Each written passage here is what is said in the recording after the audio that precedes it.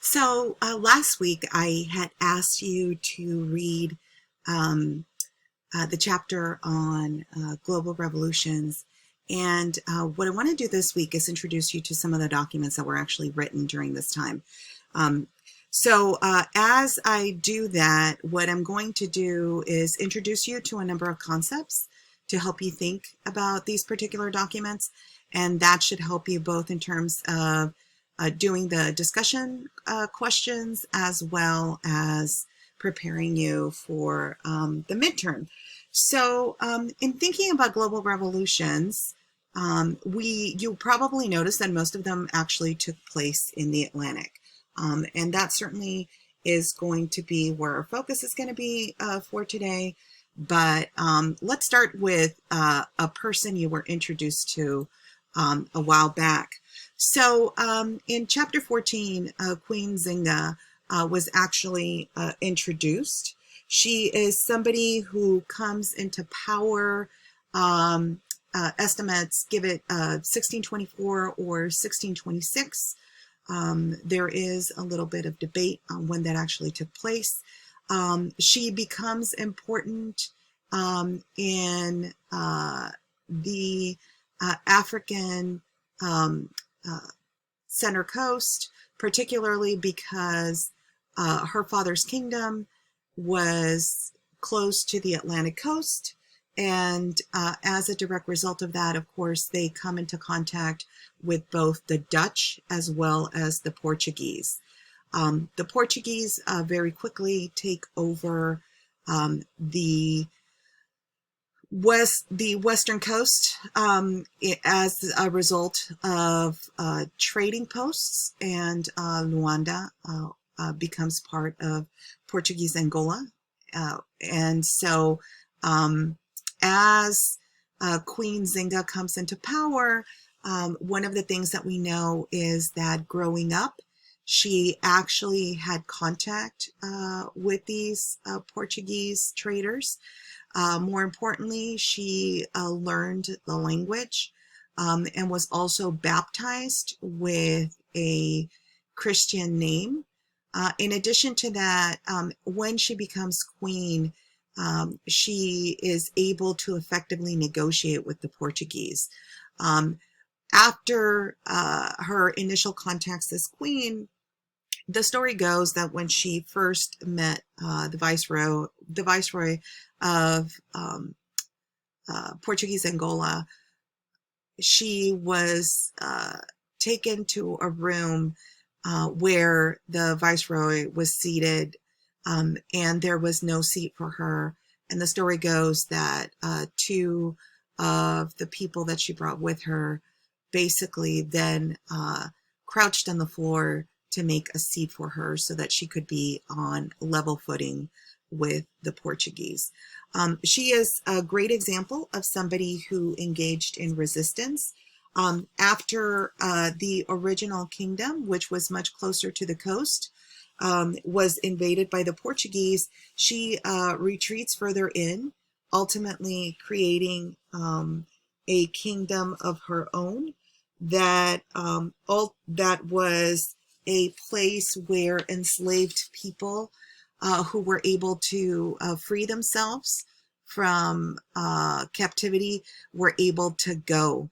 And so she's a great example of the type of resistance that actually will be taking place during this period.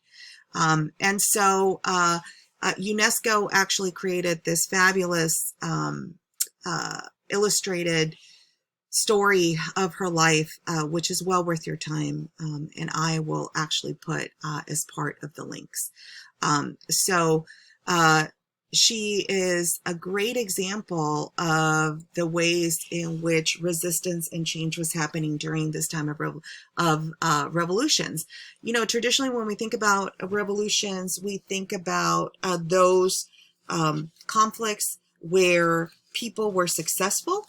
I want you to think about them as the forcible overthrow of a government or social order in order to create a new system. We know that many different regions and peoples were able to do this at the end of the 18th century. And you saw examples of that, of course, in your book. In addition to that, when we think about rebellion, what we're really talking about is open resistance to a particular authority. This could be a government, this could be a ruler, and we certainly see rebellions throughout this period. And then lastly, revolts are a means of people to engage in outright conflict against an authority or person. Most of these will be short-lived. And if you notice in your chapter, the chapter actually used this terminology throughout. So this is just a way for you to begin to think about it more explicitly. I wanted to start with Latin American revolutions because these are probably the ones that most of you are least familiar with. And thinking about these, you'll probably notice that most of these happened or at least were successful by the beginning of the 19th century. And there's a reason for that. Historians have often cited that there are two really important things that are going to take place. The first one is a series of Bourbon reforms that are going to place significant burdens on local populations, especially the indigenous populations throughout the Americas. And those will take place beginning in 1780. The second reason is actually the successful deposing of the Spanish monarchy by Napoleon and the placement of his son in 1808 as ruler over Spain. Prior to this, there had been significant unrest already in the Americas where local governors or viceroys were very willing to begin to discuss the importance of becoming independent from Spain. But those two challenges to the Spanish monarchy and rule are definitely going to make that a reality. And so Tupac Amaru II was actually spoken about in your textbook, and I kind of wanted to give you a little bit of background on this. So Tupac Amaru II was actually the descendant of the last Neo-Incan ruler, Tupac Amaru, who died at the hands of the Spanish in 1572. And so one of the things that we know is that by 1780, Tupac Amaru, it is said that it was after the execution of a royal representative in the colonies, actually begins to mount an important rebellion. And so one of the things that we actually see is that for Tupac Amaru II, it's not just him, it's actually his whole family that becomes involved. His wife in particular was a criolla. She was a Spanish woman who was born in the Americas, but she was definitely somebody who worked very closely with him in the context of the rebellion.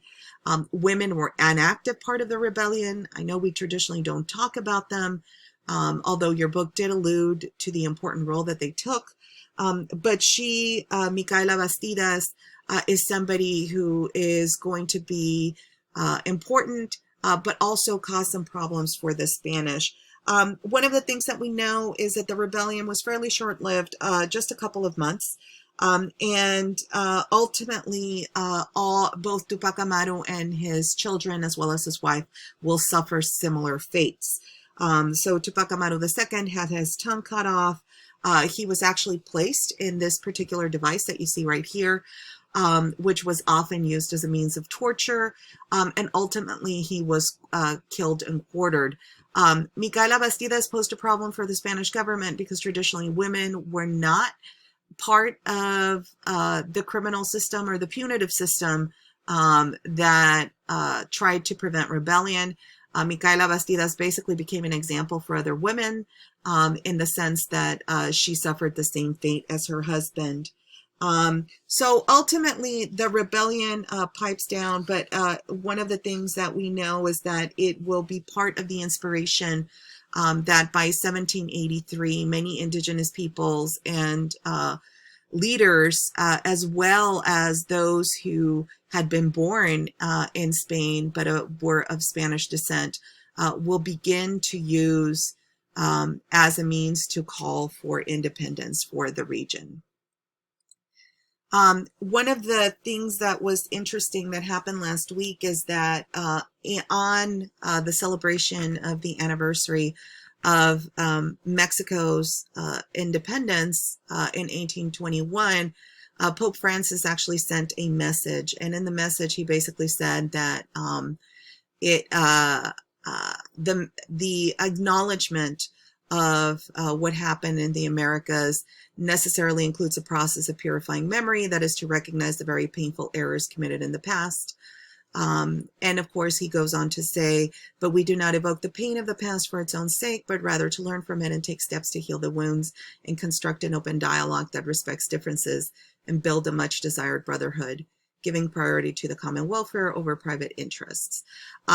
So the Catholic Church under Pope Francis has apologized for the role of the church in the Americas, especially in terms of the suffering enacted on indigenous people. But in Spain, that certainly has not been the case. And so one of the Conservative Party leaders in Spain actually took offense to what the Pope said. Spain has certainly never acknowledged its role in the Americas.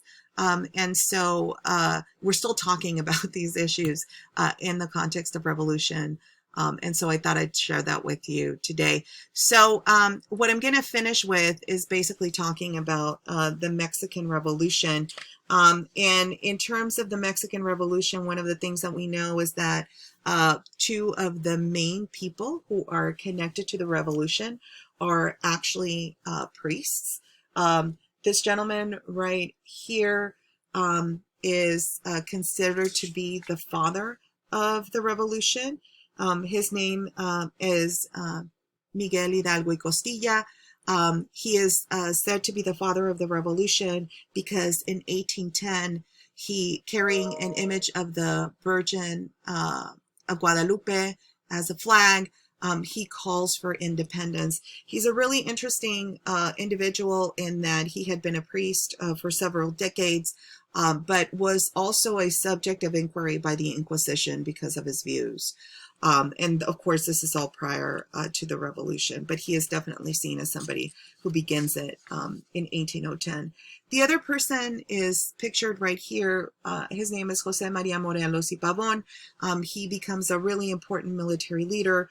Again, he is someone who is a priest and is going to join the cause for revolution. So one of, as your book discussed, in terms of the Mexican Revolution, it is going to be one of the first in Latin America, and it's going to have significant consequences in terms of the ways in which at least ideas of independence are going to be discussed. That doesn't necessarily mean that things are going to pan out in terms of creating a republic or even a democracy, but ultimately they end up with a constitutional monarchy that is going to go through significant changes throughout the 19th century.